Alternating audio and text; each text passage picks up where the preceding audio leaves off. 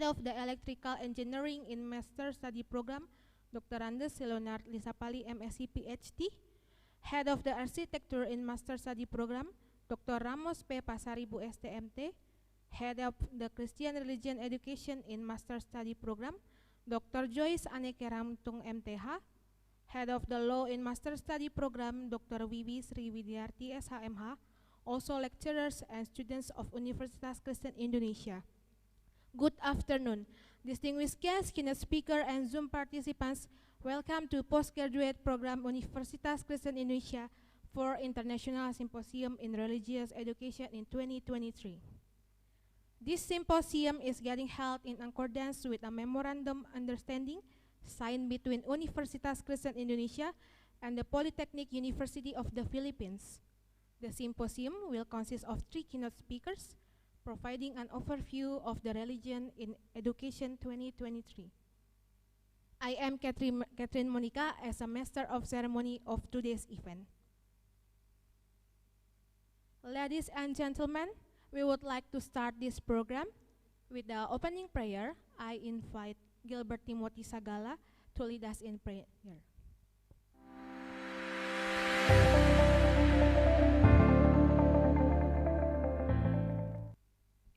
Ladies and gentlemen, let us bow our head for a moment. Pray to God that our International Symposium in Religious Education can be precious to all of us.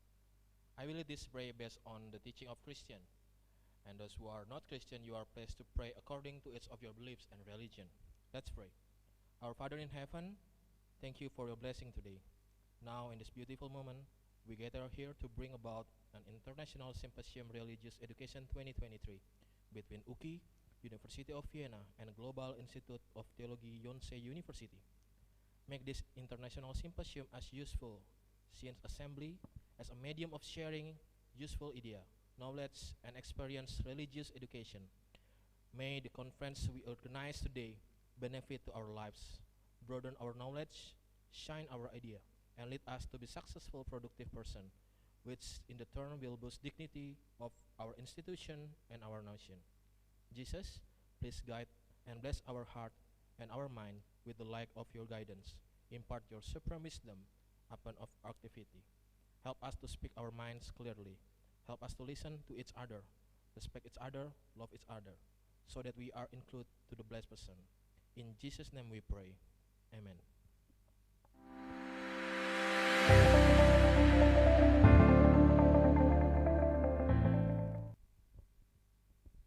Okay, thank you, Gilbert Timothy Sagala. Now we are going to sing our national anthem, followed by Mars Uki. Ladies and gentlemen, please stand up in a respectful position. Indonesia,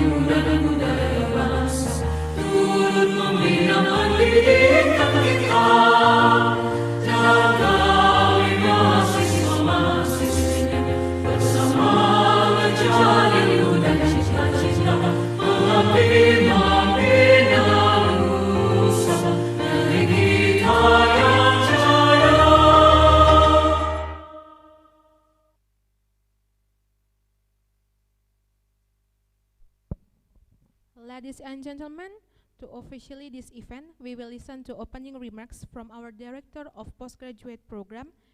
Please welcome Professor Dr. Benedetta Nadiak, MPD PA. Thank you, Miss Catherine, Honorable Rector of Universitas Kristen Indonesia, Dr. Daniswara Kaharjono, SHMA, MBA, Head of Postgraduate Study Program, also our keynote speaker, first session by Dr. Halim Wiryadinata, BA, MTH, MM, second session by Haji Crescencio Saji, PhD, third session by Ma Glofedi Joy L. Bigornia, PhD, lecturers and students of Universitas Kristen Indonesia, distinguished guests. Good afternoon. Welcome to the postgraduate program, Universitas Kristen Indonesia. We proudly present our International Symposium in Religious Education 2023. This is our first event implementation of arrangement between Universitas Kristen Indonesia and Polytechnic University of the Philippines, PUP. Currently, the postgraduate program of Universitas Kristen Indonesia has 8 study programs consisting of 2 doctoral study programs, which are Law and Christian Religious Education, as well as 6 master's degree study programs, which are Management, Christian Religious Education, Law, Education Administration, Architecture, and Electrical Engineering with more than 700 students. With this collaboration, the Indonesian Christian University postgraduate program believes that the process of developing of the quality of education, research, publication, and community service can run effectively. These matters are also contained in the cooperation, or commonly known as the Memorandum of Understanding between UKI and PUP, as well as the Memorandum of Agreement between the graduate program with PUP, which was signed some time ago. The implementation of the cooperation program that will be carried out will be the material for further discussion at the next meeting.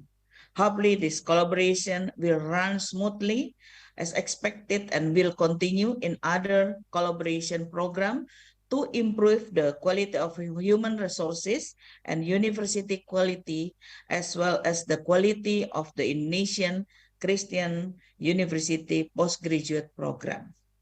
Hopefully, this conference will contribute to understanding for us and all students. Finally, I would thank to all of speakers today. And once again, welcome to the International Symposium in Religious Education 2023. Thank you very much, and may God bless all of us. Amen.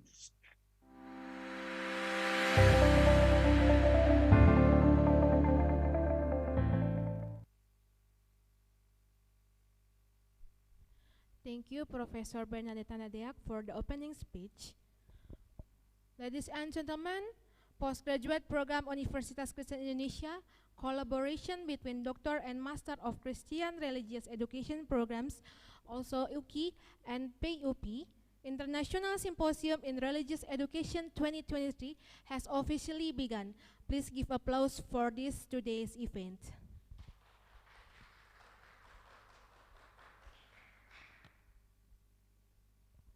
Ladies and gentlemen, we have now come to the main agenda.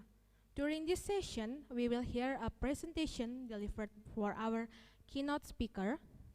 First session by Dr. Halim Wiryadinata, BA MTH-MM. Second session by Hace Crescencio Sace, PhD candidate. Third session by Madam Gulofadi Joy L. Bigornia, PhD candidate. This session will be moderated by Mark Rompis SE as a student of Universitas Kristen Indonesia.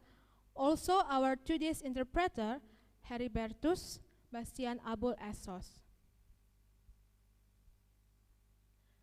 I will read the bio note of our moderator and interpreter for today's event.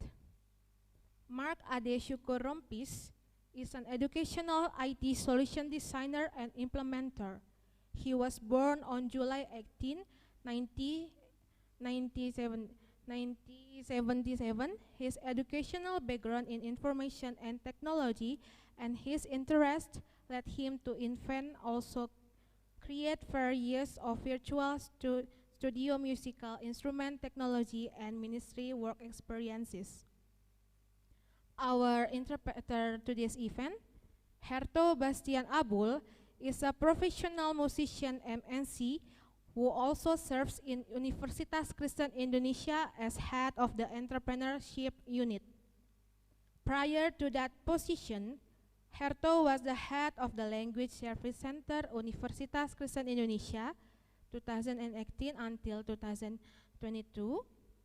He initiated some national programs like Native Speaker Day, Service in English, and many other programs that successfully brought international guests to interact with students in UKI. He has been working as an MC, as a translator, as well as interpreter in numerous international seminars and conferences. He is also the official translator and interpreter for Ducat's company in Seattle, Washington, USA. Herto graduated from International Relations Study Program in Universitas Kristen Indonesia. Please welcome Mr. Mark Rompis and Mr. Herto Bastian Abul. The floor is yours.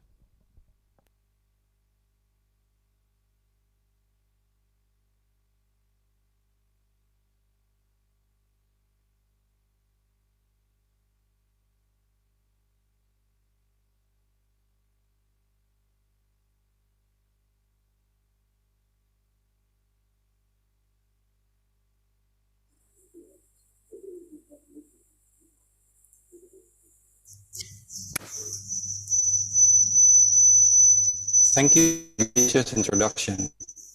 Ladies and gentlemen, distinguished guests, esteemed participants, as a designated moderator for this session, we eagerly anticipate the valuable insights and scholarly contributions they will share with us. Ladies and gentlemen, before we commence with the enlightening presentations, I would like to acquaint you with the structure and the guidelines for this session. We have organized 3 presentation sessions in a 45-minute session, each with a duration of 15 minutes for each presenter, dedicated to our esteemed speakers who will be sharing their valuable research and insights. To the speakers, Dr. Wiryadinata, Mr. Saje, and Madam Bigornia, would each of you please give opportunity to our interpreter to translate after each 2 to 3 sentences of your presentation. Following these sessions, we will reserve a 15-minute period for a question and answer session. I encourage each of you to actively participate by preparing thoughtful questions that delve into the depths of the topic discussed. This is an excellent opportunity to engage with our esteemed speakers today and further explore the nuances of their research. Please keep in mind that we value a respectful and inclusive environment where all participants have an equal opportunity to contribute. Kindly post your question in the chat box if you wish to ask designated question and answer sessions. And if needed, our email translation. Let us now proceed to the academic symposium as we delve into the presentations that await us. Ladies and gentlemen, it is with great pleasure that I introduce our first esteemed speaker for this session, Dr. Halim Wiryadinata, Bachelor Honors, Master Theology, Master Management. He is a distinguished scholar and researcher renowned for his expertise in his fields.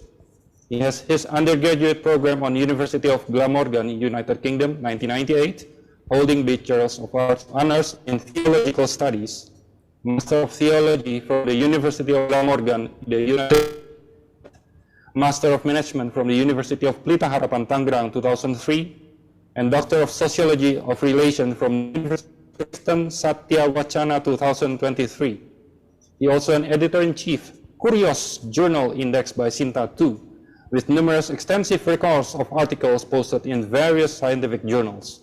We eagerly anticipate the valuable insights he will share with us today, as Dr. Wiryadinata is an expert, also an expert in the sociology of religion in assessing economy, culture, education, and management as his research interests. He also likes to play football and watch English football as he graduated from Wales University.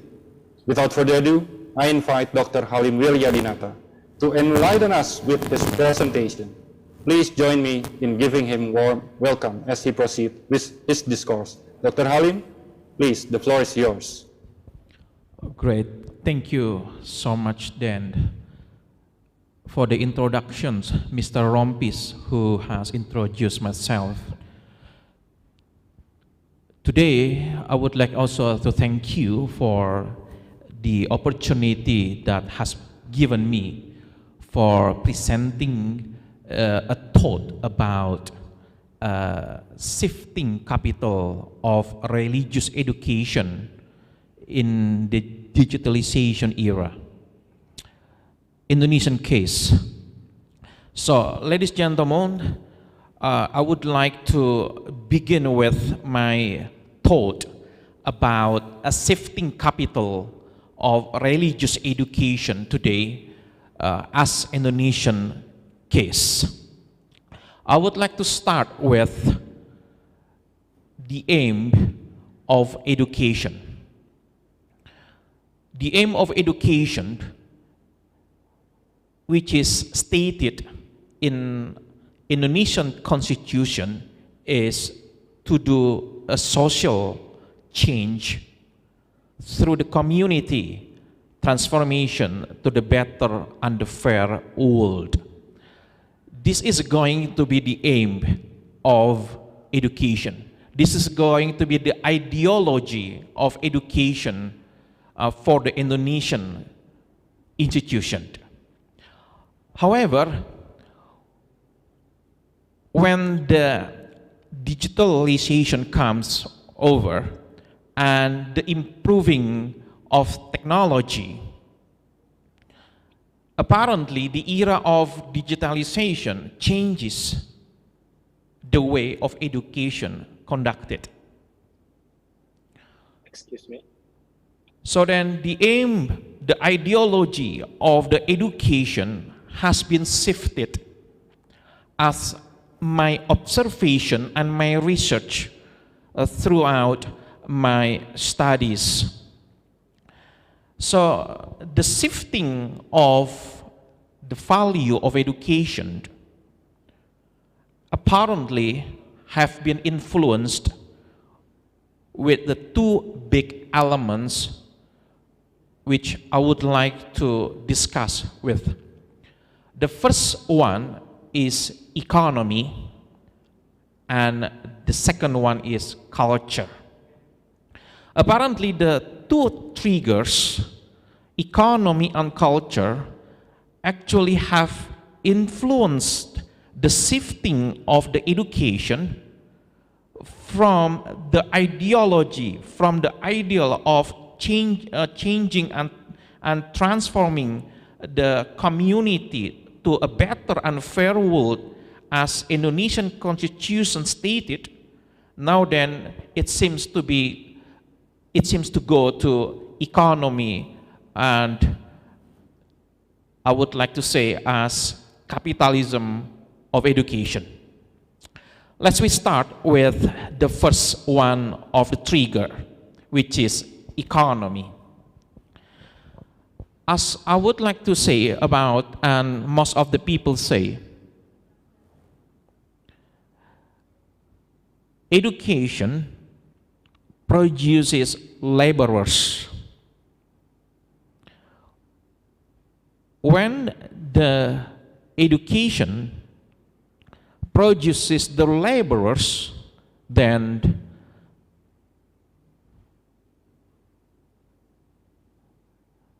the problem is, go for the next station, for the next, please, for the next, what is it? Yeah, that's great.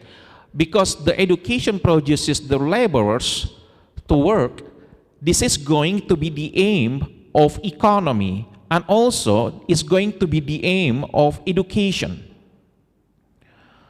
The education produces laborers to work in the area, in the field.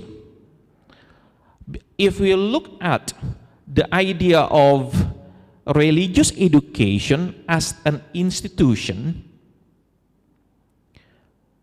we can see as well that producing laborers in order to fill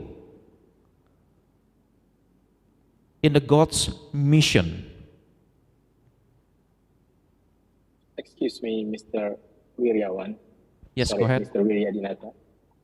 Would you mind that if I translate first before you continue to the next? All right then, thank you. Okay, thank you. Go ahead. Thank you. Baik, Bapak Ibu yang terkasih, terima kasih. Mohon maaf untuk keterlambatan penerjemahannya. Tadi pembicara kita memang menikmati presentasi yang sangat menarik. Hari ini Bapak Wiryadinata akan berbicara tentang perubahan kapital atau perubahan modal atau pergeseran modal dalam pendidikan agama dalam era digitalisasi di Indonesia, terutama dalam kasus Indonesia ya. Tadi beliau sampaikan bahwa sesuai dengan undang-undang kita bahwa tujuan dari pendidikan adalah untuk melakukan perubahan sosial melalui perubahan atau transformasi komunitas untuk menciptakan dunia yang lebih baik, dunia yang lebih adil. Namun secara singkat tadi disampaikan bahwa kehadiran digitalisasi atau terjadinya di era digitalisasi saat ini itu merubah bagaimana arah kendak atau arah melaksanakan pendidikan. Dan perubahan ini di-trigger atau disebabkan oleh dua hal. Yang pertama adalah ekonomi dan yang kedua adalah budaya. Jadi beliau sudah sampaikan juga bahwa perubahan secara ekonomi ini kalau tadi sesuai undang-undang adalah untuk menciptakan masyarakat yang lebih baik, lebih adil seperti itu ya. Kemudian sekarang arahnya lebih pada bagaimana untuk menciptakan kondisi ekonomi yang lebih baik. Kurang lebih seperti itu. Silakan Bapak lanjutkan. Alright, thank you. For the next, when we talk about the economy trigger, we would like to see that education produces laborers. Ketika kita berbicara tentang penyebab ekonomi, kita tahu bahwa pendidikan ini kemudian menciptakan.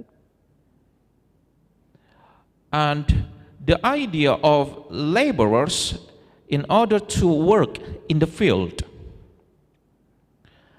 by working in the field, so then the economy will grow.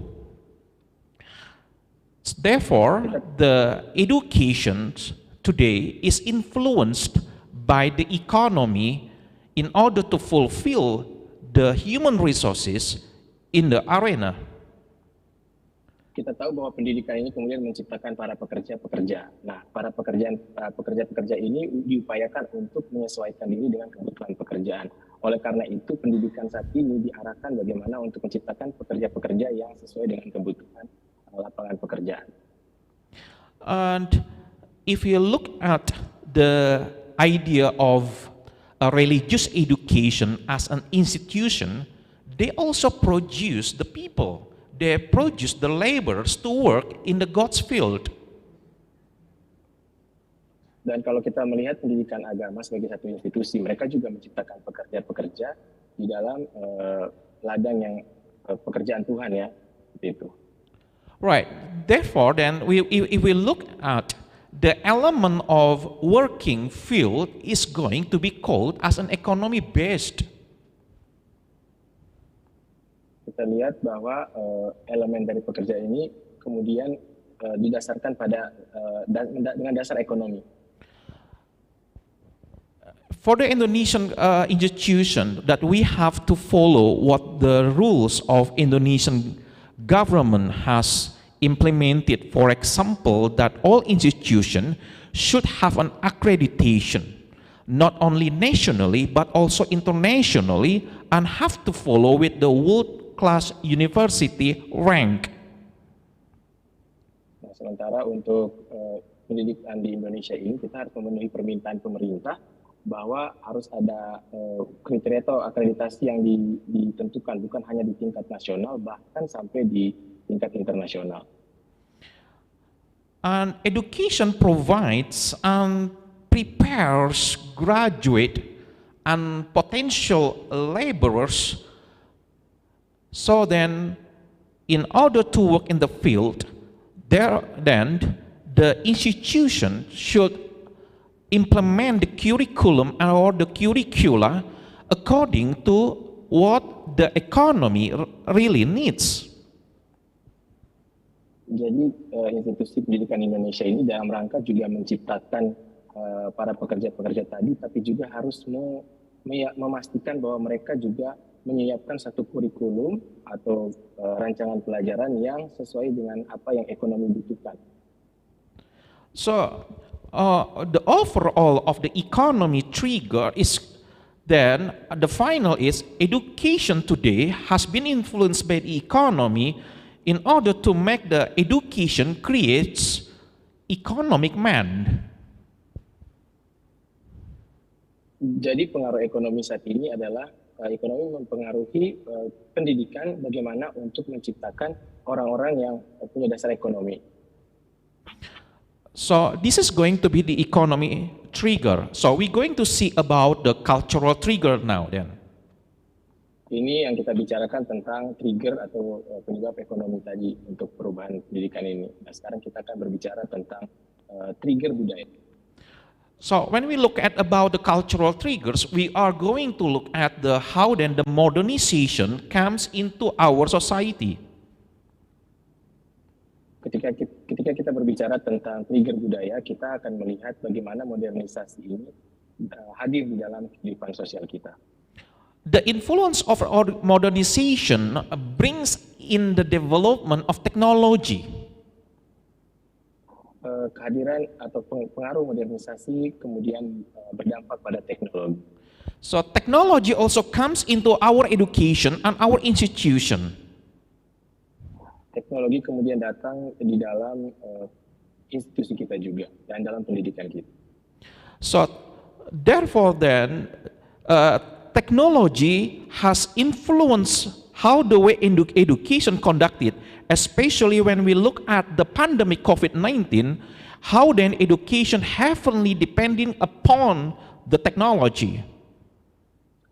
Jadi teknologi ini kemudian hadir dalam bentuk bagaimana pendidikan ini dilaksanakan. Terutama kalau kita melihat pada masa pandemi kemarin, bagaimana pendidikan ini sangat bergantung penuh dalam teknologi atau pada teknologi.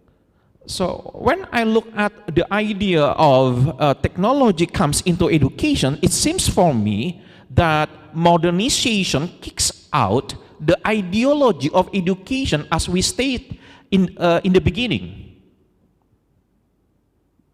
Ya, kalau kita melihat bagaimana pengaruh teknologi ini di dalam pendidikan kita melihat bagaimana modernisasi ini kemudian melepaskan ideologi dari pendidikan sebagaimana yang kita sudah sampaikan di awal tadi. And modernization also brings the educations goes along with the economic value today. Sorry, could you please repeat again, sir? Education today has pushed the education goes along with the economy value today. Ya, kita melihat bahwa pendidikan saat ini kemudian berjalan beriringan dengan nilai-nilai ekonomi saat ini.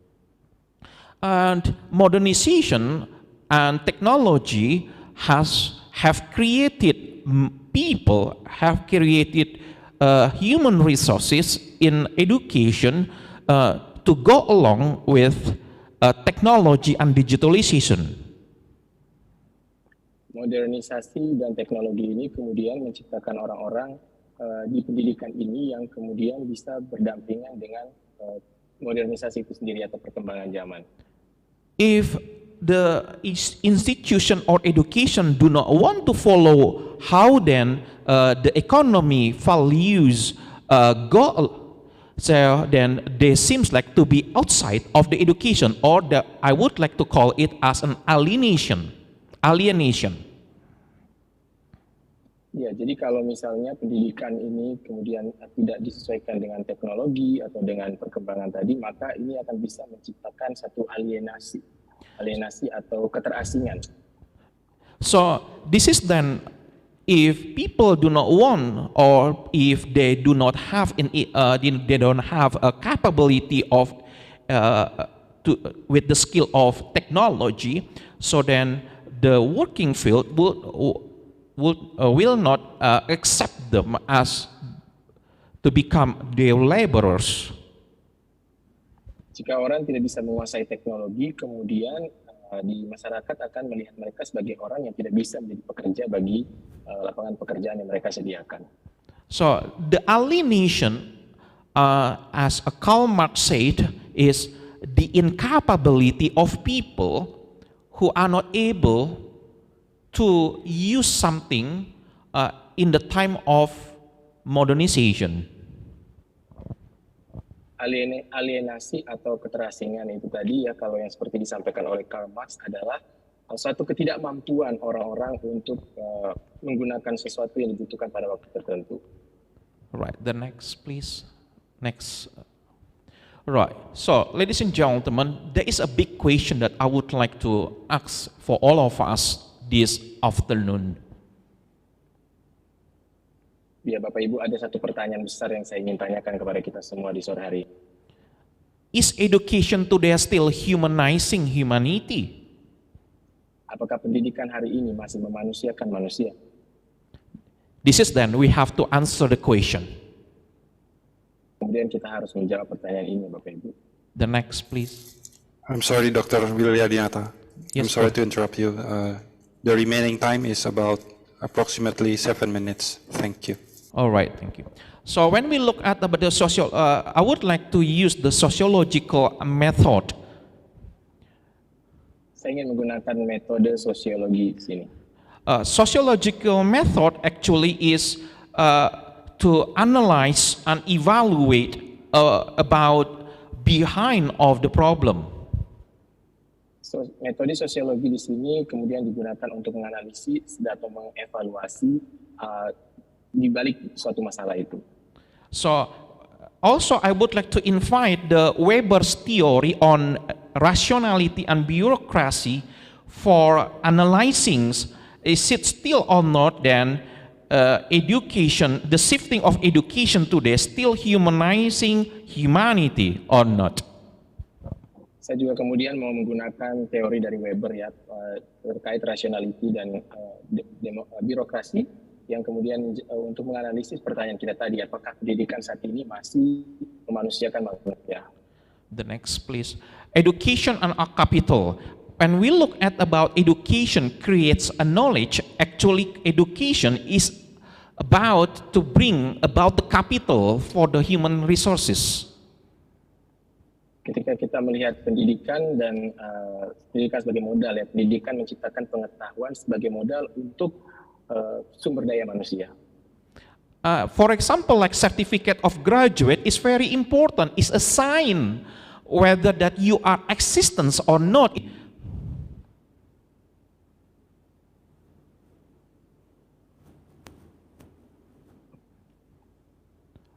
And education also places the solidarity value in order to make a cohesion among the homogeneity with the academic way of doing it.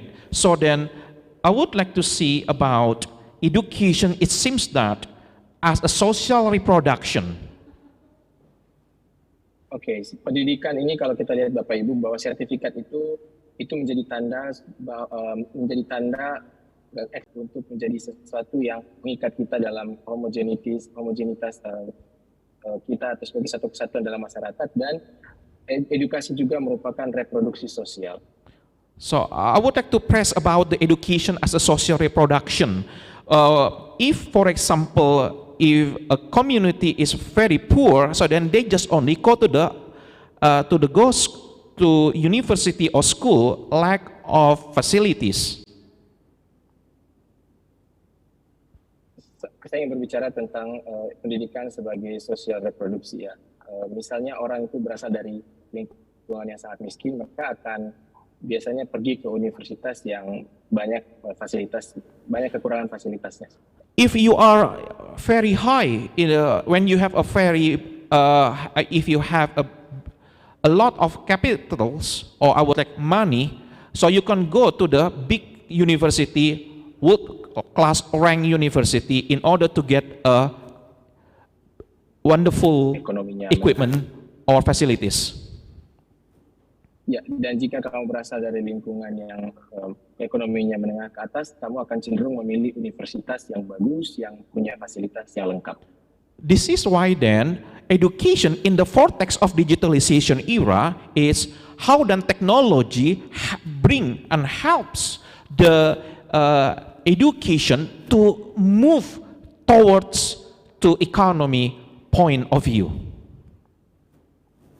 Inilah kemudian maka pendidikan ini di dalam digital era digital ini kemudian membawa kita kepada nilai-nilai ekonomi. Right.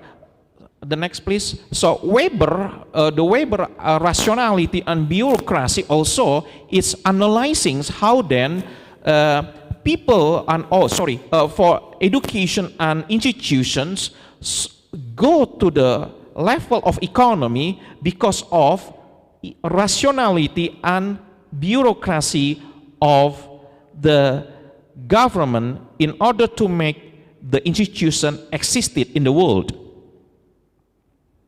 Ini juga yang kemudian kita berbicara tentang teori Weber tadi, bagaimana rationality ini di dalam institusi mengatur atau membawa manajemen pendidikan ini untuk kemudian sesuai dengan kapitalisme ekonomi. So Weber rationality and bureaucracy have seen about the shifting of the education due to the economic development of the country. I'm sorry, the sound is kind of chopping. All right. The Weber rationality and bureaucracy is are trying to make the institutions as going forward to economy development. Inilah yang kemudian kita berbicara rasionality dan birokrasi dari Weber ini yang membawa kepada kemajuan teknologi dan ekonomi. The next, please. So we look at the shifting capital of education. The presence of digitalization technology in the heart of education is actually creates the shifting. I'm sorry, Dr. Halim. You have 2 minutes left. All right, thank you. I would like to make it quick. So the presence of digitalization technology in the heart of education actually creates a shifting of education in the time of the technological age. Kehadiran teknologi ini di dalam pendidikan ini kemudian merubah pendidikan. So we are not able to avoid about the integration between education and economy. It seems like a crystallization of education today. Ya, integrasi antara ekonomi dan pendidikan ini kemudian menjadi semacam kristalisasi dari pendidikan. So I would like to say education today is a dynamic community. Jadi And saya mau bilang bahwa yes, go ahead. ekonomi saat ini, pendidikan saat ini menjadi dinamisme dari ekonomi. But from my research and my writing about education, still even though even though goes to the economy, but education still upholding humanity in their point of view. Dari penelitian yang saya lakukan, saat ini pendidikan masih memegang nilai yang tertinggi dalam point of view-nya. And education still, the shifting way of education today is still humanizing the humanity. Ya, perubahan dari atau shifting dari pendidikan saat ini masih memanusiakan manusia. Conclusion, please. The next. So then, I would like to conclude that the shifting of education still focuses on the human resources to be accepted in the labor and to uphold human resources to be existed in the world. Even education has shifted from the original value. Kesimpulan yang bisa saya sampaikan bahwa pergeseran pendidikan saat ini masih fokus pada pada sumber daya manusia untuk bisa diterima dalam lingkungan pekerjaan. Okay, let me conclude one sentence. I would like to say that a shifting capital of education is a dynamic.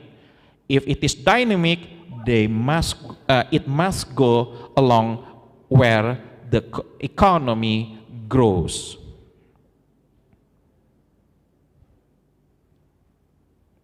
That's it. Yes, I'm sorry with my connection is not really stable now. Could you please repeat again, Mr.? All right, I would like to repeat. My final conclusion is a shifting capital of education or religious education, I would like to say is a dynamic social change. Ya, saya mau menyampaikan bahwa saat ini pergeseran dari mode pendidikan tadi atau terkait dengan pendidikan agama ini masih memegang perubahan yang dinamis. Thank you very much, Mr. Rompis. I will give you my time to you. Thank you. Ladies and gentlemen, we are grateful for the valuable insights and scholarly contributions shared by Dr. Halim Wiryadinata, Bachelor of Honors, Master Theology, Master Management. Their dedication to academic excellence and commitment to advancing knowledge in their field have truly elevated the caliber of this symposium. We extend our deepest gratitude for their significant contribution to the intellectual discourse of this event. Thanks you once again, Dr. Wiryadinata, for your outstanding presentation. Your expertise and passion have inspired us all, and we eagerly look forward to future collaborations and further exploration of the fascinating ideas you have presented.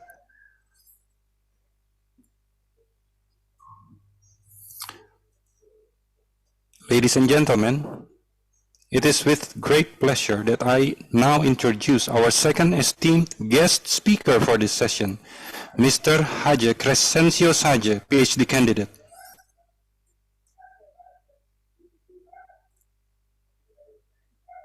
Hello, thank you.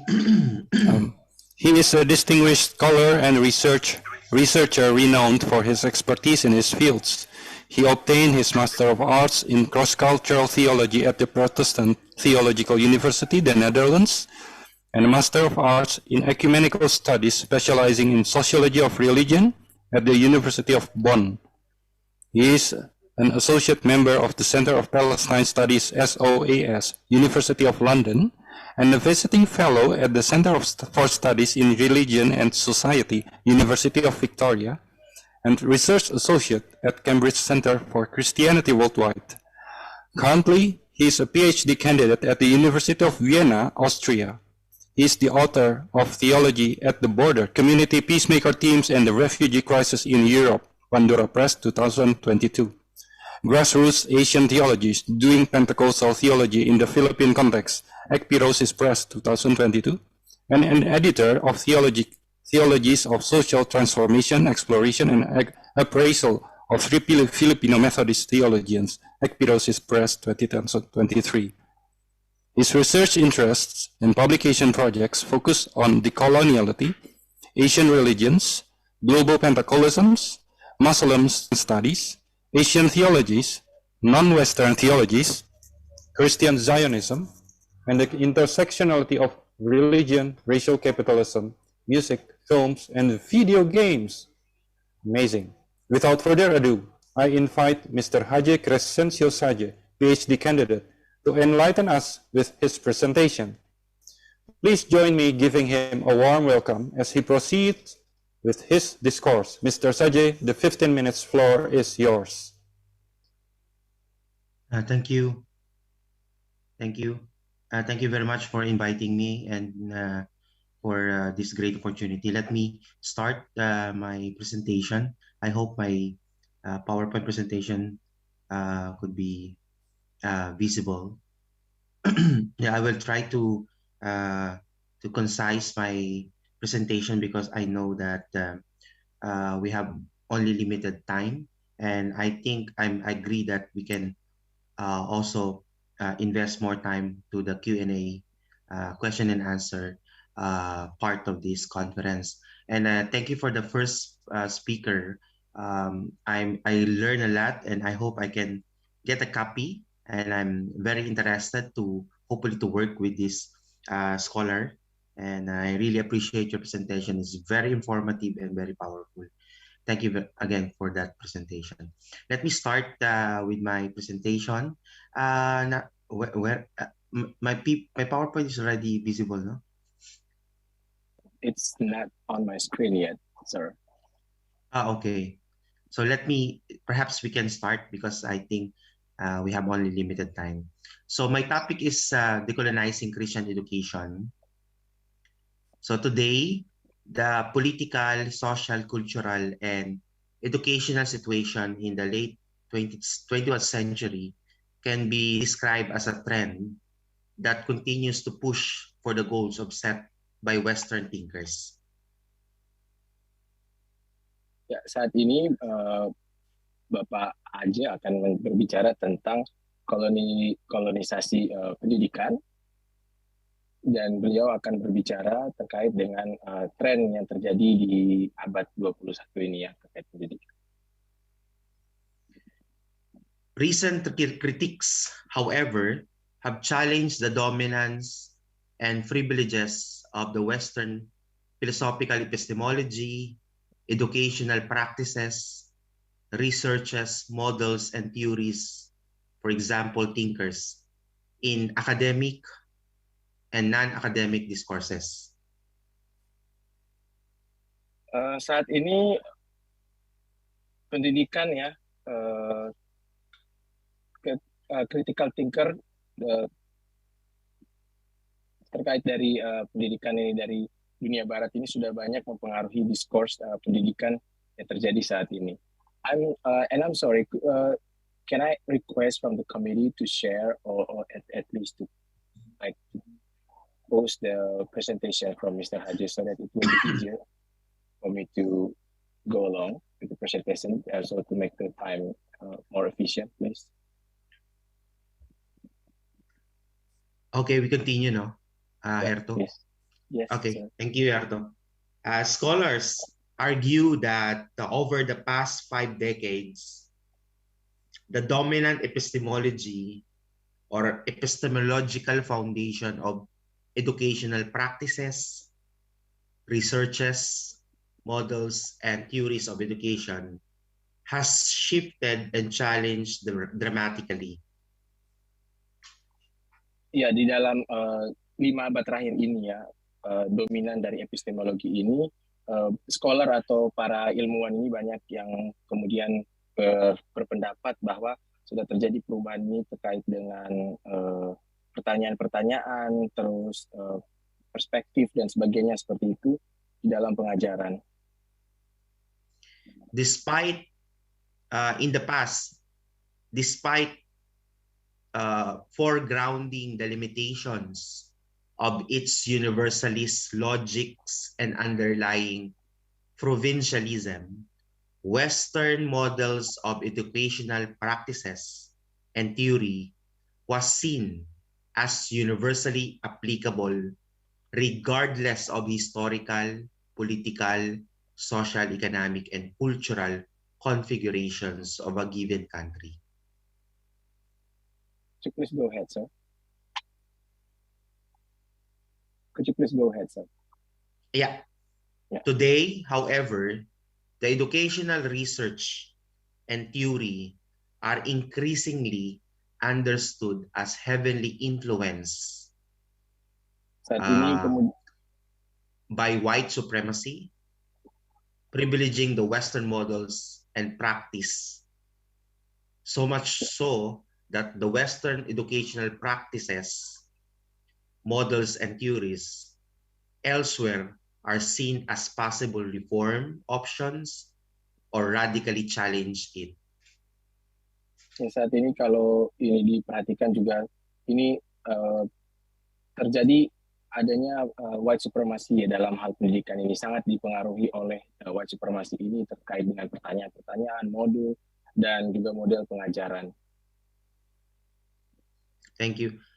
This has given rise so many critiques and critical thoughts and movements from the global South in Western dominant educational research, practice, model, and theory today. Ini yang kemudian menyebabkan banyak yang menimbulkan kritik-kritik ya, terutama dari daerah di selatan ini yang kemudian mengkritik tentang adanya pengaruh dari barat ini atau white supremacy ini.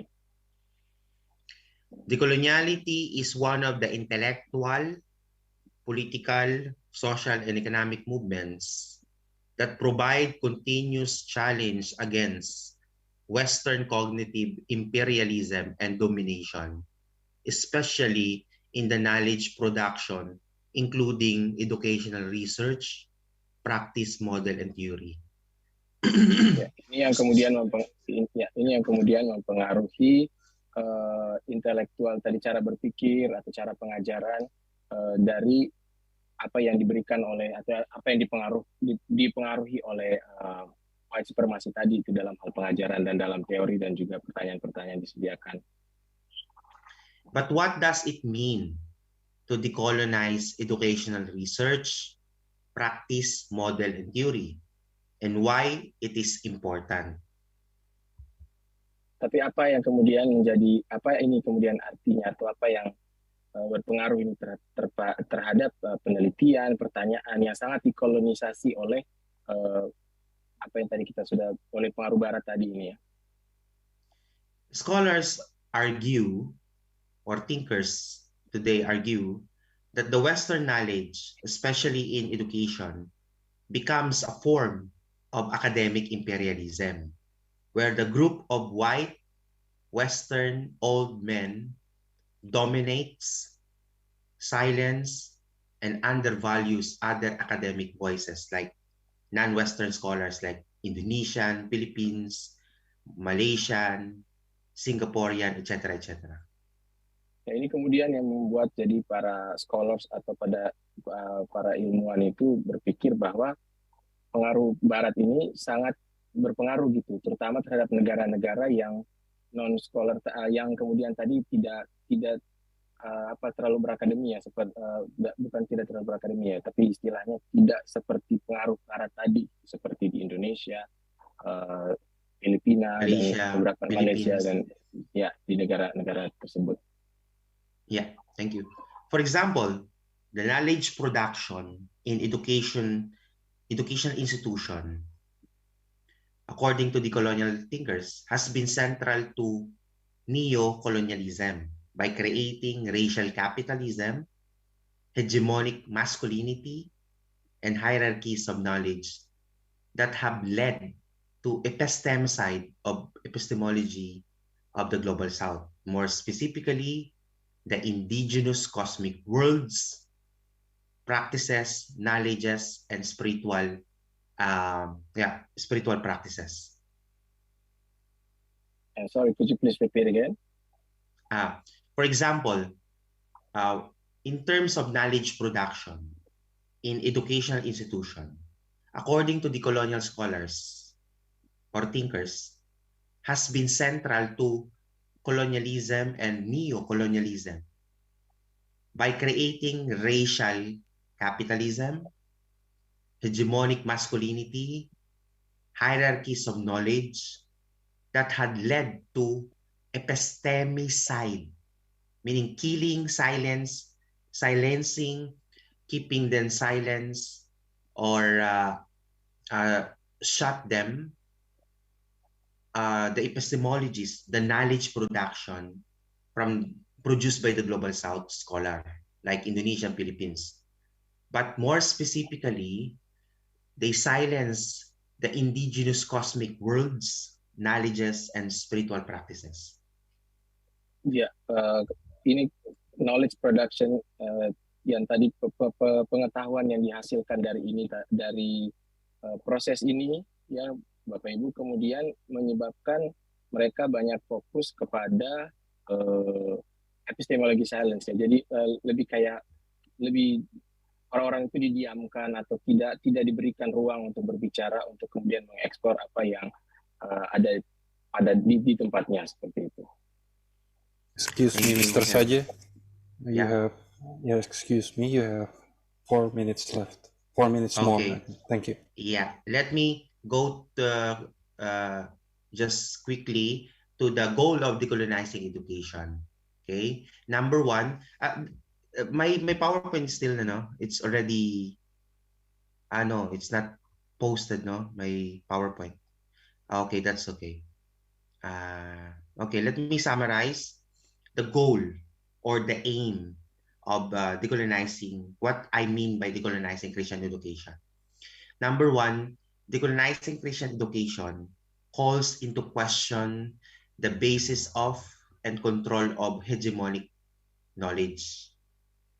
Particularly Western hegemonic knowledge, and reject the hubris of 0 point of epistemology. Ya, dari second, jadi konklusi dari apa yang tadi saya sampaikan, yang pertama, tujuan dari kolonisasi pengetahuan ini, apalagi pengetahuan Kristen ini tadi ya, itu ada pada beberapa hal. Yang pertama itu adalah pada hegemoni pengetahuan Barat ini, sehingga tidak lagi sesuai dengan apa yang dikatakan tadi oleh epistemologi pengetahuan seperti itu. Second, decolonizing Christian education reject the notion that there is an orthodox Christian education model, specifically this Christian model from the West, that applies in various contexts and culture. Unorthodox. Ya, jadi yang kedua adalah itu menolak notion yang terkait dengan pendidikan Barat ini yang sesuai dengan lingkungan di Barat seperti itu ya, unorthodox notion seperti itu. Yeah, third, decolonizing Christian education holds that the Christian gospel require pluralistic theological Christian formations. Therefore, it rejects, to inferiorize non-Western or other epistemologies, but engendered epistemological pluralism. Dan yang ketiga ini, would you please come again, sir? I'm sorry, I couldn't really focus on. It demand or require pluralistic Christian education models and theories and practices. Ya, yang ketiga ini adalah mereka mengharapkan pluralisme yang plural, pendekatan yang plural ya pada pendidikan agama Kristen ini. Then, very quick, also decolonizing Christian education fosters holistic-oriented or intersectionality Christian education that grounded from from the vulnerable and marginalized groups. Ya, dan ini juga berharap bisa untuk membawa suara dari grup yang termarginal seperti itu ya. Then lastly, Christian education aims to develop an epistemological framework to value indigenous systems of knowledge and spirituality. Ini kemudian juga berharap bisa membawa epistemologi terkait terhadap pengetahuan maupun terkait agama ya seperti itu. Okay, I think that's it. I'm in. Thank you very much for listening. I'm looking forward for your questions and answers. Questions.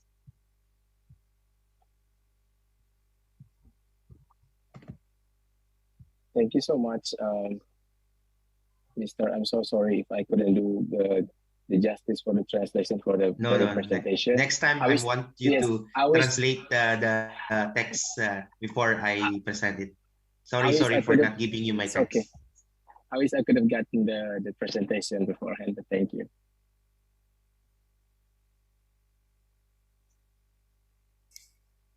Ladies and gentlemen, we are grateful for the valuable insights and scholarly contributions shared by Mr. Haji Crescencio Saje, PhD candidate. Thank you, Mr. Saje. Thank you once again for your outstanding presentation. I'm sorry for our limitation. Your expertise and passion have inspired us all, and we eagerly forward to future collaborations and further exploration of the fascinating ideas you have presented. Thank you, Mr. Saji. Ladies and gentlemen, now it's with great pleasure that I introduce our last esteemed speaker for this session, Madam Gloferi Joy Bigornia, PhD candidate. She is a distinguished scholar and researcher renowned for her expertise in her fields. She is pursuing her doctoral studies currently at the Global Institute of Theology, Yonsei University, South Korea, with a major of philosophy of religion. She graduated with a bachelor and master's degree in philosophy at St. Louis University, Baguio City, Philippines.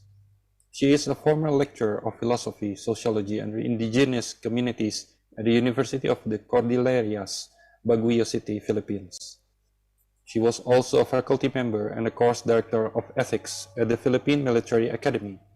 She is an officer and active member of the board of Philippine National Philosophical Research Society, or PNPRS, and Philosophical Association of Northern Luzon, or PANL. Her research interests include Hannah Arendt's philosophy, decolonial feminism, indigenous philosophy or theology, and philosophy of religion. Without further ado, I invite Madam Gloferi Joy Bigornia, PhD candidate, to enlighten us with her presentation. Please join me in giving her a warm welcome as she proceeds with her discourse. Madam Bigornia, the 15 minutes floor is yours. Thank you very much. I hope I am audible. Yes, you are. clearly. Thank you. Okay, good. I will try to share my PowerPoint. All right. I hope that can be seen, right? You can see it, right? Yes, clear enough. So thank you very much for your invitation, and thank you for extending your greetings also to the people of Global Institute of Theology in the introduction a while ago. I am happy to represent the institute where I'm coming from. I'm presently in South Korea, but I am proudly a Filipino, just like Haje, and I have been working with Haje hand in hand with a lot of projects. So thank you very much. So for the interest of time, I have sent a copy of my presentation to our dear translator. So if my voice or my audio will go silent at some point because of internet connection, you can just go ahead and translate for me, because I will be reading the presentation nevertheless. But I will be skipping some part for the interest of time or to manage time, but I will be telling you which part I am in. All right, so okay, let me start. My topic is, of course, right, in a while. So my topic is Can you see my screen too? Yes. Sorry, I am sharing my PowerPoint, right? Yes. Yeah, okay. Yes, you are Because sharing. I'm It's visible. All right, yeah. Because I am looking at my paper, the Word, and I don't know if my PowerPoint is visible. Okay. So anyway, all right, in a while. Just a moment. Okay, I'm not gonna put it large, okay, because I don't know how to navigate this one. I'm just gonna go ahead and read. So the topic of my presentation is gender justice and the public voice of Christian education in a post-pandemic world. So Topik the saya hari COVID-19 ini adalah topik saya hari ini adalah terkait keadilan gender dan suara publik pendidikan Kristen di dunia pasca pandemi. Right.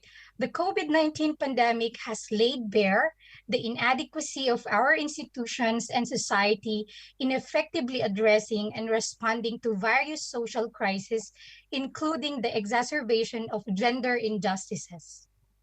Ya, pandemi COVID-19 ini telah menunjukkan ketidakmampuan institusi dan masyarakat kita dalam menangani dan merespon ya berbagai krisis sosial, terutama secara efektif, termasuk membuat ketidakadilan gender ini semakin buruk. A closer look at the social impact of the pandemic leads to a realization of the gender dimension of the pandemic. Ya, dan kalau kita melihat lebih dekat terhadap dampak sosial dari pandemi ini, dia mengarah lebih kepada realisasi dimensi gender ya, dari pandemi ini. Gender injustices that have considerably increased during the onset of COVID-19 are felt mostly in three areas, namely economic and education opportunities and sexual violence.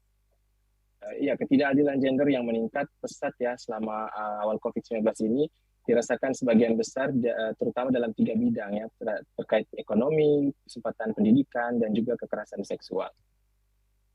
Here are some key points to elaborate on this. First, systemic inequalities. Ini adalah beberapa hal yang untuk kita bicarakan terkait ini. Yang pertama adalah ketimpangan secara sistemik. The pandemic has exposed and amplified pre-existing systemic inequalities, including gender disparities. Pandemi ini terutama sudah mengungkap dan membuat ketidaksetaraan yang sistemik yang sudah ada sebelumnya ini kemudian semakin diperparah, termasuk terkait dengan kesenjangan gender. It has highlighted the structural barriers that hinder access to resources, opportunities, and support systems for marginalized genders. Ya, dan ini juga menyoroti hambatan struktural yang menghalangi akses ke sumber daya, peluang, dan juga sistem pendukung untuk gender yang makin terpinggirkan. Inadequate policies, practices, and attitudes have perpetuated and exacerbated these inequalities, leading to heightened gendered injustices. Dan kebijakan yang tidak cukup, praktik, beserta sikap-sikap yang tidak mencukupi ini juga telah memperburuk ketidaksetaraan ini, sehingga menyebabkan semakin meningkatnya ketidakadilan gender. The next one is gender-based violence. Dan yang berikutnya adalah kekerasan berdasarkan gender atau kekerasan berbasis gender. The pandemic has witnessed a surge in gender-based violence with reports of increased domestic violence, intimate partner violence, and sexual violence. Ya, pandemi ini telah menunjukkan kepada kita meningkatnya kekerasan yang berbasis gender, terutama dengan laporan kekerasan dalam rumah tangga yang semakin meningkat, kekerasan pasangan intim, dan juga kekerasan seksual. Inadequate institutional responses and limited resources have further compromised the safety and well-being of survivors. Dan respon atau tanggapan dari lembaga yang tidak cukup ini juga dan sumber daya yang terbatas itu semakin membahayakan keselamatan dari penderita atau korban. It has exposed gaps in support services, legal frameworks, and preventive measures to address gender-based violence effectively. Ya, ini juga telah menyampaikan kepada kita kesenjangan ya dalam layanan dukungan, terus kerangka hukum, dan juga langkah-langkah pencegahan kita untuk menangani kekerasan yang berbasis cara gender ini. I shall not bore you with statistics, but if you're looking for the number of reported cases, you can easily find this in the internet. Ya, saya tidak akan membuat Anda bosan ya dengan statistik-statistik, tapi jika ingin mencari jumlah kasus yang ada, bisa dengan mudah dapat di internet. Look for the stats in your country, or the Philippines, or the whole Asia and around the world. Ya, kita bisa melihat statistik atau jumlah yang ada di negara-negara kita, misalnya di Filipina juga, Asia, atau di seluruh dunia ya. So this is a global phenomenon. Ini adalah fenomena global. Okay, so let me move on to the next part, which is what is the role? Okay, sorry. Why call for gender justice then? Nah, saya akan masuk kepada poin berikutnya. Kenapa kita bertanya kenapa kita terdapat keadilan? Kenapa kita mendukung keadilan gender? Atau kenapa kita menyerukan keadilan gender? Ya. Herto, I am in page 3. So yes. The simple answer is because during the pandemic, gender injustices were swept under the rug. Ya, ini karena selama pandemi keadilan gender ini tidak dibicarakan atau benar-benar disapu, kalau bahasanya didiamkan seperti itu ya, terselubung seperti itu. Okay, Oxfam reported about the ignored pandemic, the dual crisis of gender-based violence and COVID-19. Ya, Oxfam ya melaporkan tentang ignored pandemic, the dual crisis of gender, atau pandemik yang tidak dihiraukan, atau dual krisis dari kekerasan yang berbasis gender ini dan COVID-19. In the report, Oxfam states that not enough countries have acted with sufficient seriousness to tackle the gender-based violence pandemic that surged because of COVID-19 pandemic. Dalam laporan tersebut, Oxfam menyatakan tidak cukup banyak ya negara yang bertindak dengan cukup serius untuk mengatasi pandemi yang melonjak karena pandemi COVID-19, atau yang mengatasi kekerasan tadi karena pandemi COVID-19 melonjak. However, to quote further, Oxfam reports a few governments, however, made some efforts to respond to the gender-based violence crisis. Namun, lebih lanjut disampaikan bahwa beberapa pemerintah telah melakukan upaya untuk menanggapi krisis yang berbasis gender ini. For instance, Indonesia, your country, and New Zealand introduced national protocols and identified gender-based violence service providers as essential workers. Misalnya Indonesia ya, negara kita Bapak Ibu, dan juga Selandia Baru itu sudah memperkenalkan protokol nasional dan mengidentifikasikan penyedia layanan kekerasan berbasis gender ini tadi sebagai sesuatu yang esensial. All right, so let's move on to the next part, which is what is the role of Christian education in all of this? Right? Ya, jadi berikutnya kita akan masuk kepada poin berikutnya, apa peran dari pendidikan Kristen dalam menghadapi ini semua. Madam, okay, you have 5 minutes left. Thank you. All right. To ask about the role of Christian education entails asking the question, what are the discourses in Christian education about gender injustices during pandemic? Ya, jadi menanyakan tentang peran pendidikan Kristen ini, itu juga turut menanyakan apa wacana dalam pendidikan Kristen tentang ketidakadilan gender selama pandemi. However, a more apt interrogative would be, what does it mean to educate people about Christianity in the light of the challenges posed by gender injustices in a post-pandemic world? Iya, namun pertanyaan yang lebih tepat adalah apa artinya mendidik orang tentang agama Kristen ini, mengingat tantangan yang ditimbulkan oleh ketidakadilan gender ya di dunia ini, terutama setelah pandemi. What does it mean to be Christian educated in the face of these different social ills that have increasingly perpetrated our world? Dan apa artinya dididik secara Kristen di tengah-tengah berbagai penyakit sosial ini yang semakin menggerogoti dunia kita ini. Here lies the challenge of translatability. Di sini adalah letak tantangan kita untuk bisa memahaminya, kita bisa menerjemahkannya dengan lebih baik.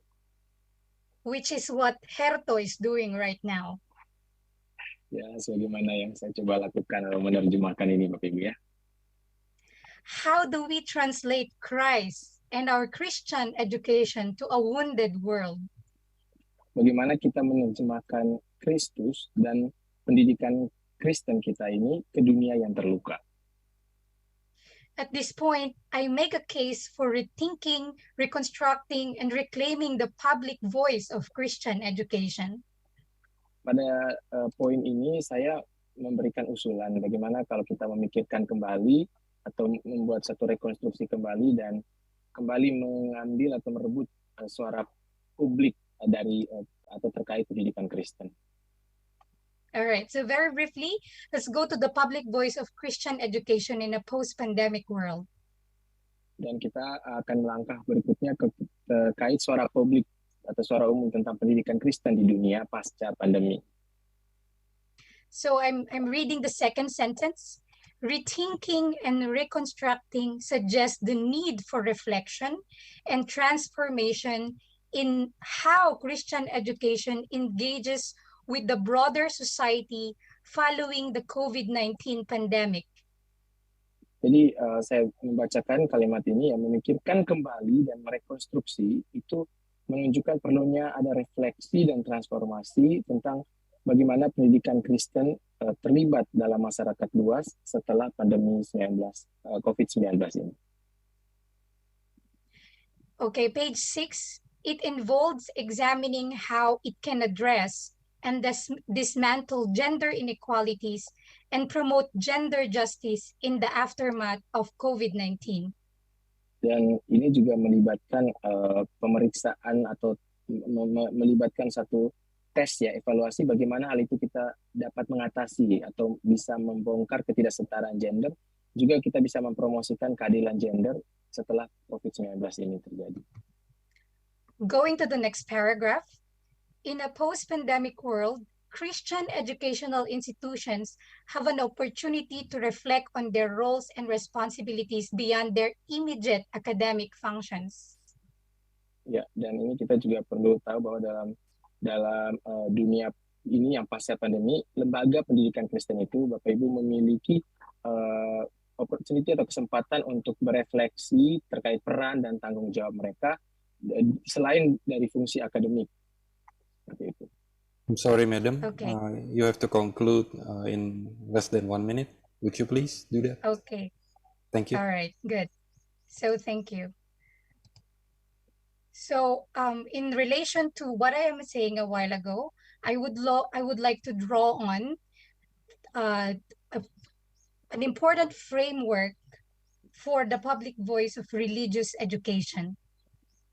Ya, jadi seperti apa yang sudah saya sampaikan tadi, saya ingin memberikan satu gambaran terhadap pendidikan atau terkait dengan apa yang secara umum ya. This new way of looking at the transformative role of religious education is called the witness framework. Ya, jadi apa yang ini disebut suara publik terhadap pendidikan Kristen ini disebut sebagai witness. Okay, framework. Witness means being with. Witness ini maksudnya bersama atau keberadaan bersama atau dengan seperti itu.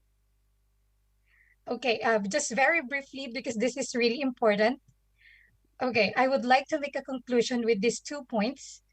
Witness or being with takes on a radical meaning in that it goes beyond religious boundaries as it involves acting together with those who are wounded. I am reading from the PowerPoint. Yes, ya. Jadi So wait a minute, sorry, I need to go to PowerPoint. Oke, ya witness atau berada bersama, kebersamaan ini itu kemudian mengambil suatu radikal arti yang secara radikal itu untuk pergi atau berada lebih dari di luar daripada batas-batas agama, sebagaimana ini melibatkan suatu tindakan bersama dengan mereka yang terluka. In the end, what religious education should teach us is that it's all about what we do when there is a need that matters and how we become life-giving to others, especially those who are suffering. Ya, pada akhirnya apa yang pendidikan agama sampaikan kepada kita atau ajarkan kepada kita bahwa ini adalah tentang bagaimana apa yang kita lakukan ketika ada satu kebutuhan yang penting dan bagaimana kita menjadi orang yang kemudian memberikan kehidupan bagi yang lain, terutama bagi mereka yang menderita. Thank you for your attention. I would love to converse with you, dialogue with you more about this. Thank you, Herto. Thank you so much, Ms. Kopedi.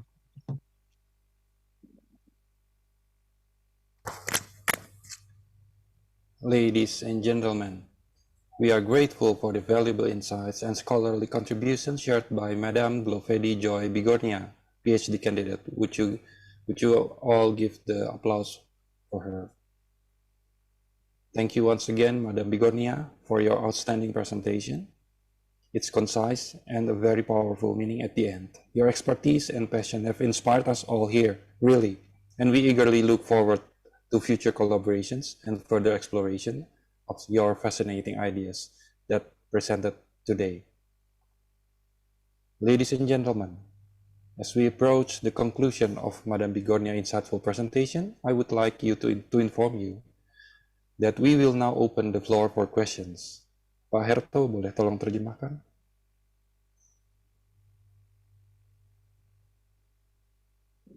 Iya, baik Bapak Ibu, dengan berakhirnya tadi presentasi dari Ms. Kopenia, kita akan masuk kepada sesi tanya jawab ya Bapak Ibu ya. I kindly request that you limit your questions to 3 for this session, considering the time constraints. Ya, kami minta pertanyaannya cukup 3 aja Bapak Ibu untuk sesi ini mengingat waktu. Now, without further delay, let us proceed with the question and answer session. Please raise your hand or please type in the chat box if you have a question, and our event staff will assist you with the translation if needed. Ya, silakan Bapak Ibu langsung aja bertanya. Silakan bisa raise hand atau angkat tangan, atau bisa juga ketik di chat box, dan nanti kemudian staf kami akan membantu apabila ada yang membutuhkan penerjemahan.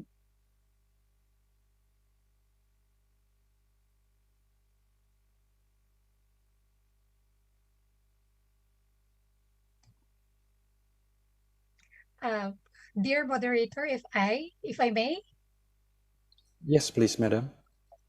So to let others, the audience, think about their question, I would like to engage my co-presenters, co-keynote speakers into dialogue, because the time was not enough to elaborate further on their beautiful thoughts about their specific topics. So I would like to first talk to Professor Halim, about his idea about how Christian education is humanizing humanity. So as a further comment, there is hope for Christian education after all, right? So we just have to look into decolonizing the epistemologies and ontological impositions on it. So Professor Halim, can you please make a comment about how Christian education is doing or progressing in its effort of decolonizing its epistemological and ontological impositions on Christian education in Indonesia?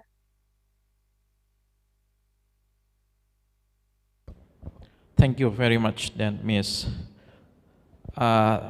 Yes, then, for the religious education in Indonesia, as followed what the government of Indonesia implementing the rules through the accreditation and world-class accreditation.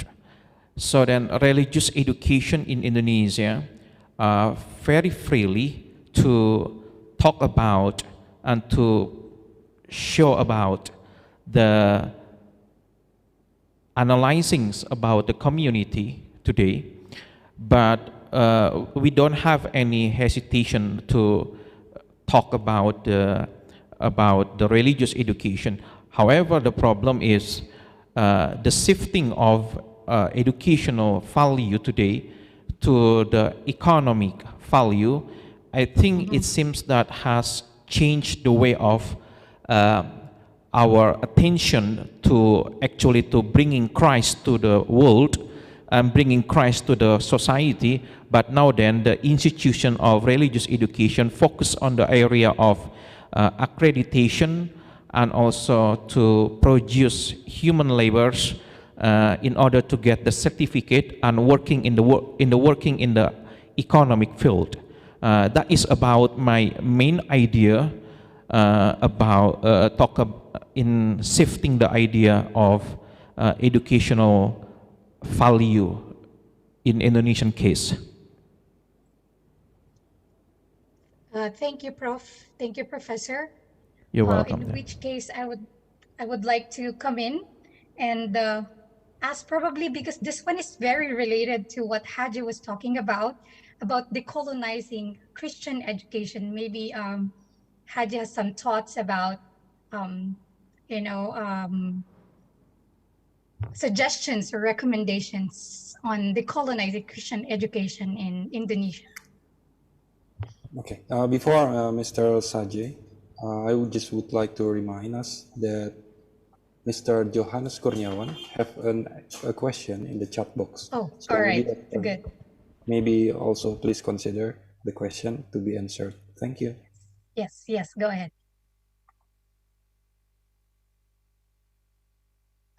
Okay, this question is from Mr. Johannes Kurniawan. He said, "Shalom, Miss Bigornia.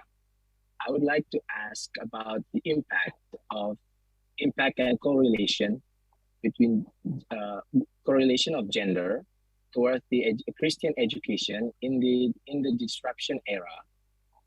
The question is it through AI and so-called and then something like that impactful toward the gender? And in this case, gender is not only about sex or yes, about sex. That's it. Thank you." So the question is it through AI and then its kind? Is it impactful toward the gender? Definitely. We are talking here about revolutionizing our idea of gender, radicalizing our idea of gender identities, and AI is changing that. It's slowly revolutionizing and radicalizing our way of looking at the world. No matter if it's in AI or real live males or females, it will have an impact on gender.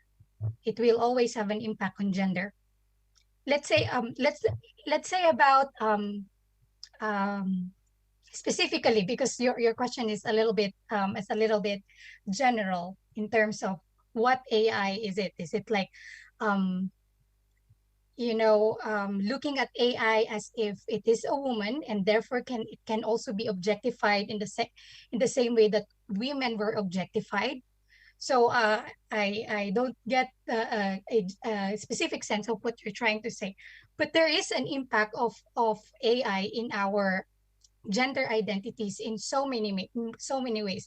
One could be, but I'm not saying that it is always negative. Okay, there are some positive impacts to gender identity and gender expressions by using AI. But there are also some negative impacts, like, for example, again, what I've been saying, that the perpetuation of gender stereotypes and the perpetuation of objectification of women is possible through AI. It's magnified through AI, perhaps, right? So yeah, that's about how I can answer your question. Ya, So untuk menjawab please, if you have a follow-up question, you can also ask. Iya, untuk menjawab pertanyaan Pak Johannes Kurniawan tadi, Miss Bigornia belum pertama dia masih perlu klarifikasi dulu nih dari Bapak apa maksudnya dengan yang dimaksudkan dalam hal ini AI-nya seperti apa. Karena secara general yang beliau tangkap dari pertanyaan ini adalah bahwa memang betul AI ini sangat berpengaruh dengan terkait gender ini ya, apalagi dengan revolusi yang radikal seperti itu terkait dengan gendernya. Ya, memang ada hal yang secara positif bisa dilihat terkait dengan bagaimana kita melihat terkait dengan gender ini di dunia, tapi di sisi lain juga ini kemudian bisa semakin melanggengkan objektifikasi terhadap perempuan misalnya seperti itu. Jadi tentunya ini memiliki dampak yang sangat besar sekali terkait gender, dan beliau siap untuk pertanyaan lebih lanjut atau follow up question kalau memang mau untuk lebih lanjut lagi bertanya tentang ini. Terima kasih.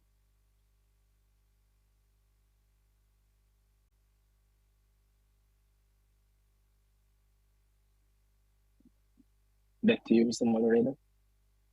Okay, thank you. So, Madam, would you have a follow-up question to Mr. Saji? Or Sir Johannes, Sir Kurniawan, do you have a follow-up question to Mr. Bigornia? Please. Yes, please. I would like to expand some more if you have follow-up question. It's just that probably I didn't quite, I'm sorry for my limitation also. Yeah, because this is in Indonesian. Yeah. Or may I translate what Professor said before about the answer toward the question of Ms. Bigornia? Yes, please. Yes, as explained before, that the topic or the talk about the shifting capital of education in Indonesia. Sorry, I should be speaking in bahasa Indonesia. Jadi apa yang tadi beliau sampaikan terkait dengan perubahan atau pergeseran pendidikan di Indonesia tadi, itu yang dimaksud beliau itu adalah pendidikan saat ini, pendidikan Kristen, bukan lagi hanya soal membawa Kristus ya kepada di tengah-tengah masyarakat, tapi lebih dipengaruhi oleh yang tadi kebutuhan ekonomi, bagaimana untuk menciptakan para pekerja-pekerja yang kemudian bisa sesuai dengan lingkungan pekerjaan atau kebutuhan industri kerja gitu di tengah masyarakat. Itu yang terjadi. Okay, thank you, Mr. Herto. I'm sorry for the sake of time. We have a very limited time, so would you please, the speakers, Dr. Wiryadinata, Mr. Haji, and Madam Georgina, would you please give a one-sentence conclusion statement? Thank you. I think it's going to be the lady first then. Yes, please, Madam. All right, this is me. So because this is really important, I would like to share one of my conclusions because we are talking about Christian education and its role in terms of, curbing gender justice. And I would like to push forward with the witness missiology, the witness being with mission, because I took this actually as a framework in parallelism with the Christian tradition's idea of mission, witnessing to the world. But witness is realized in witness. See, in our Christian tradition, witnessing means translating, God and Christ to others. But witness is realized in being with those that are wounded. Witness is the capacity, according to one of my professors' work, Chama Kaunda, witness is the capacity to harness Christ's radical empathic power of translating engagement with the world. Witness, being with those who have suffered from injustices, entails actively standing in solidarity with individuals and communities affected by various forms of injustice, including in gender injustice. With that, I conclude. Thank you very much once again. Thank you, Ya, Madam. Ya, apa yang mau saya sampaikan sebagai konklusi atau sebagai konklusi di akhir ini adalah yang pertama, kita dalam ajaran agama kita tahu bagaimana untuk bersaksi. Bersaksi itu adalah bagaimana kemudian kita menerjemahkan pendidikan agama ini untuk membuat kita terlepas dari yang namanya bentuk ketidakadilan. Dan dalam hal ini menjadi saksi ini kita satukan dengan menjadi witness atau berada bersama dengan orang seperti itu.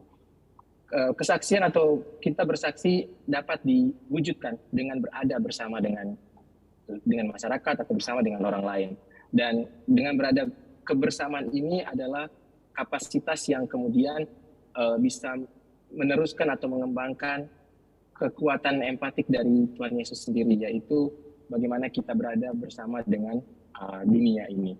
Seperti itu. Jadi dengan berada bersama dengan dunia ini, kita ada dengan orang yang menderita, dengan orang yang mengalami ketidakadilan, dan itu artinya kita harus secara aktif ada bersama mereka secara solidaritas dengan individu atau dengan komunitas yang kemudian terdampak dari segala bentuk ketidakadilan, termasuk ketidakadilan secara gender. Dan ini semua bisa dapat berada bersama ini adalah satu bentuk empati yang radikal, di mana ini kemudian berjalan melebihi dari hal-hal yang terkait dengan agama atau terkait dengan keberadaan lainnya, seperti itu. Berdasarkan apa yang disampaikan oleh Profesor Kanda. Terima kasih. Thank you, Madam. Herto. Thank you, Madam. So, witness realized through witness. Thank you. Now, Dr. Halim, do you have a one-sentence closing statement? Right then, I would like to close my final conclusion is, even education value has been shifted, but witnessing, as my colleague would like to say, witness is important to show Christ in the world today. If we are Christians, we should follow what the Lord's step to shine the world with the love of Christ. Thank you. Ya, apa yang disampaikan oleh Bapak Wirya Dinata adalah walaupun nilai pendidikan ini sudah bergeser, tetapi kebersamaan atau kebersamaan tadi itu sangat penting untuk menunjukkan cinta Tuhan Yesus kepada dunia. Kita mengikuti apa yang Tuhan lakukan dan kita menjadi terang atas dunia.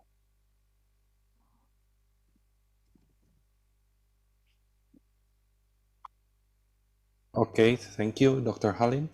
So Dr. Halim stated, even if education value has been shifted, but witness is important to show Christ in the world today. Let's follow the Lord's step to shine to the world. Thank you, Dr. Halim. What would be the one sentence closing statement of yours, Mr. Sajay, please? Yeah, let me read my conclusion. Drawing on decolonial thought, I propose a new framework for understanding the epistemological foundation of the Christian education, comprising the following trajectories that are shaping global futures. First, we need to develop an epistemological framework that value the indigenous systems of knowledge and spirituality, or in general, the non-Western thoughts, models, and practices. Second, we need to develop also foster the pluralistic worldview and use the hermeneutics of appreciation in looking at the multicultural world, like diversity of religious, practices and forms. We need also to embrace or adopt holistic oriented or intersectionality when it comes to the content of our uh, Christian education curriculum. We need to address economic, political, not only spiritual, not only the inside challenges of the church, but also the outside, the global and the local, the intersectionality of this. We need to develop this kind of curriculum. Most importantly, we need to ground our curriculum, particularly rooted from the struggles and aspirations of the vulnerable and marginalized groups, regardless they are Christians or non-Christians or Muslim. We need to root our curriculum on their aspirations and struggles. So I think that's my uh, concluding remark. Thank you very much for this great opportunity. Ya, tadi ada beberapa hal yang disampaikan kepada beliau dan kita berharap nanti beliau bisa mungkin sharing kepada kita juga ya dalam hal ini untuk beberapa poin yang secara pribadi juga saya pikir perlu penerjemahan yang tepat ya karena ada beberapa term-term yang sangat philosophical di sini. Saya pribadi juga dalam kapasitas saya sebagai penerjemah merasa tidak cukup berkompeten kalau harus langsung menerjemahkan. Jadi nanti saya akan minta beliau untuk bisa memposting juga di sini apa yang tadi beliau sudah sampaikan, tetapi pada poinnya yang beliau sampaikan secara intinya, secara umum adalah kita harus mendasarkan kurikulum kita ini pada aspirasi dari orang-orang yang terpinggirkan ini dan tidak hanya fokus kepada Kristen saja, tetapi juga kepada agama-agama yang lainnya. Mr. Saje, it was a nice conclusion from you. And in my humble opinion, if you don't mind, could you please share also it in a written form? Because as my capacity as translator here, I'm not really familiar with the philosophical terms. I don't think it will do the justice if I have to do the straight translation. Regarding that, the meaning might be obscured if I do the translation. So if it's okay, I would like that you share. But I also shared your the most important thing when you said that the ground our curriculum based on the aspiration of those most vulnerable, regardless if they're Christian or Muslims and other religions. So thank you so much, and I'm so sorry for my lack of potential of doing this. Thank you. Okay, thank you, Mr. Saji, for your conclusion. We need also to, if I may conclude, we need also to root our curricula, our Christian religious education curricula, to include with the non-Christian or other Christian aspirations. Thank you. Okay, I would like to summarize as a moderator for this session. I would like to summarize all the global discussion today. So from Mr. Halim, from Dr. Halim, sorry, a shifting capital of education or religious education is a dynamic social change. From Mr. Saje, decolonization Christian education or Christian gospel require pluralistic Christian religious education to reject Western influence. And from Madame Bigornia, witness, being with, acting together with those who are wounded. Christian religious education should teach when and how to be together with all the sufferings. Thank you for all the speakers that are presenting today. Ladies and gentlemen, with deep appreciation for your active participation and intellectual contributions, we now draw the session of the International Academic Symposium to a close. The thought-provoking presentations that we have seen so far, insightful discussions, and collaborative engagement have truly exemplified the spirit of academic excellence that underpins the symposium. As we conclude, I urge you to carry forth the knowledge gained and the connections forged during this event. Let the ideas exchanged and the perspectives shared inspire further research, innovation, and scholarly endeavors. The impact of this symposium extends far beyond these walls, shaping the future of our respective fields and contributing to the broader body of knowledge. I now pass the floor to the next session. Thank you.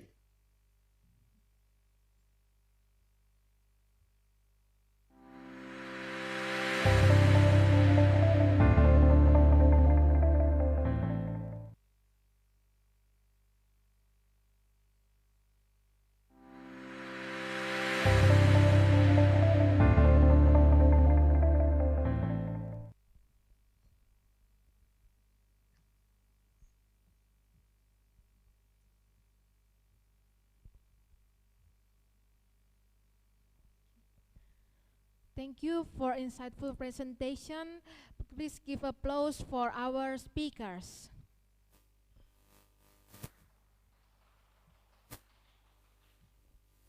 Also, we would thank to our interpreter and moderator, Mr. Mark Rompis and Bang Herto.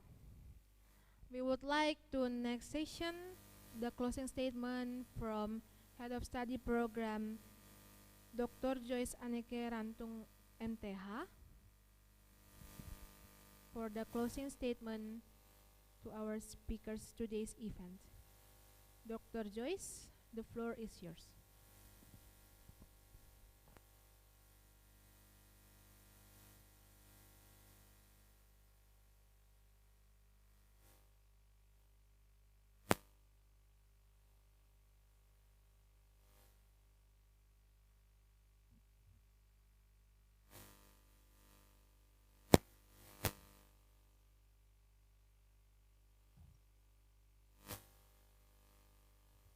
Okay, thank you. Ladies and gentlemen, I would like to express my gratitude for this opportunity. We are thankful for the beautiful opportunity to come together in this international symposium. It is evident that the value of education, particularly religious education, has undergone significant transformation in the era of digitalization. The integration of technology and the advent of the digital age have revolutionized the way knowledge is acquired and disseminated. Firstly, the digitalization era has introduced new dynamics to education, reshaping its value and impact. The accessibility of information has expanded exponentially, empowering individuals to pursue learning beyond traditional boundaries. Religious education, in particular, has embraced digital platforms, providing convenient access to teachings, scriptures, and religious texts. This digital revolution has enabled individuals to deepen their understanding of spirituality and connect with faith-based communities across the globe.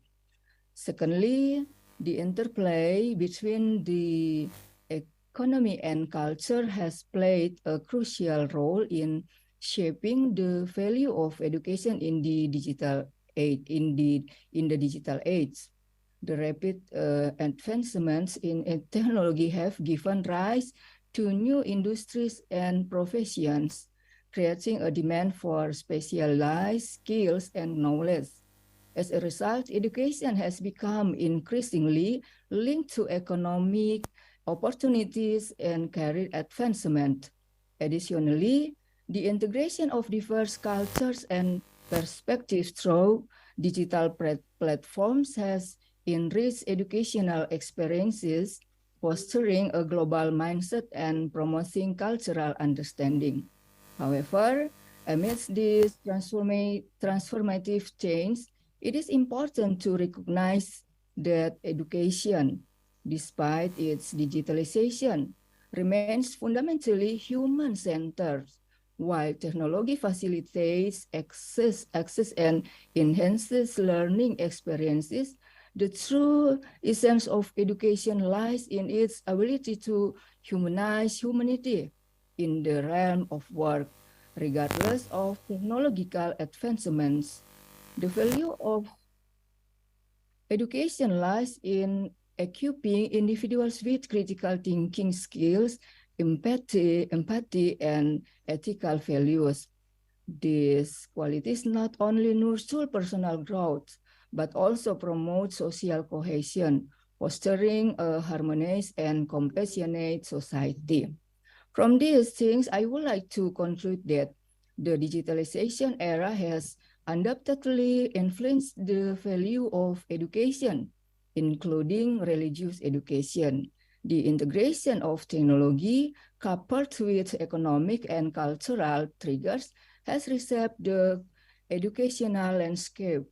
Nonetheless, it is imperative to remember that education's ultimate purpose is to empower individuals to contribute meaningfully to society, to foster human connection, and to cultivate the values that make us truly human.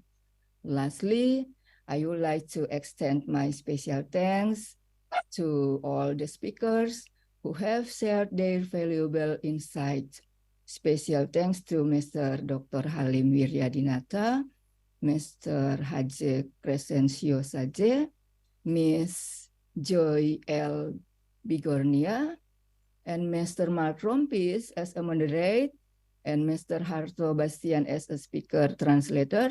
And special thanks to Director Program Pasca Sarjana UKI, Professor Dr. Bernadetta Nadeak, and also Ms. Catherine as Master of Ceremony. And I also want to express my appreciation to all the participants who have joined us from the beginning till the end of this event. Thank you, and may God bless us all. Thank you.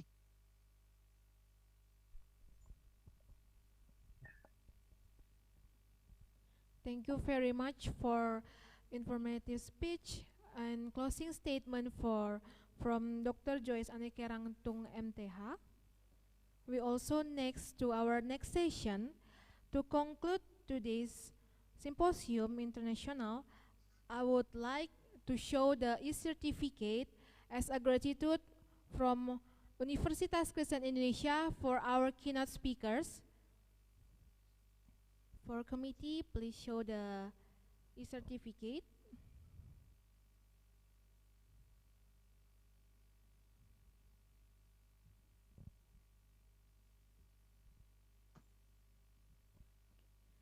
The first one, we would like to thanks to the Mr. Hace Crescencio Saje PhD candidate from University of Vienna, Austria. Thank you for speaking to the Universitas Kristen Indonesia students and lecturers. The second one,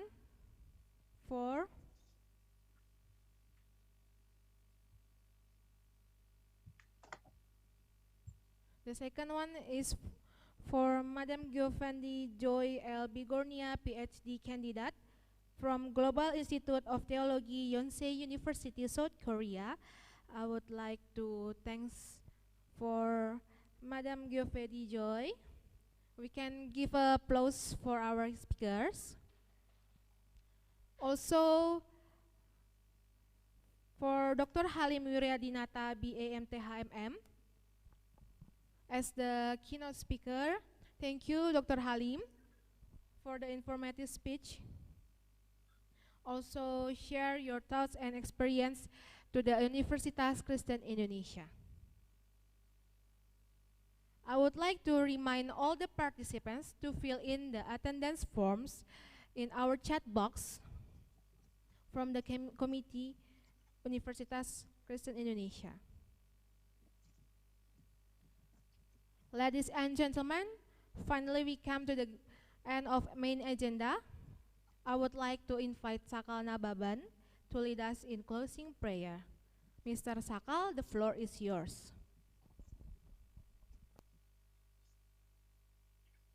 Thank you, Miss.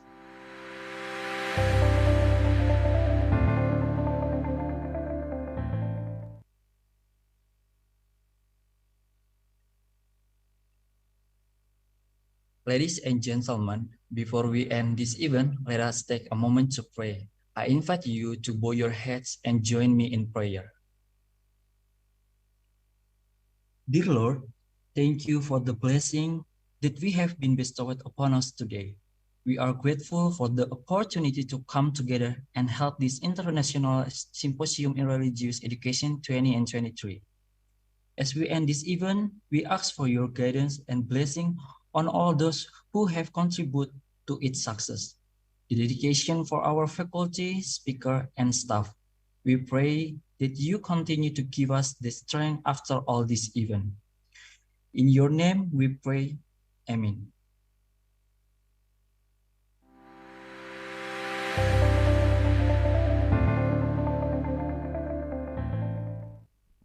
Thank you very much, Mr. Sakal, for the help on the closing prayer. After that, I invite all the participants to open the camera, also our speakers to pin on our Zoom meetings to do the photo sessions. We have, okay, slide 1. Let's count 1. Open the camera. I will count 1, 2, and 3. The next slide. 1, 2, and 3. The next slide. 1, 2, and 3. Also the last slide. Okay. Smile. 1, 2, 3. Distinguished guests, Zoom meeting participants, ladies and gentlemen, thank you very much for joining this International Symposium Universitas Kristen Indonesia, which roughly means, please forgive us for shortcomings. I am Catherine Monica, signing out for International Symposium. Thank you. Good afternoon. Thank you. Thank you.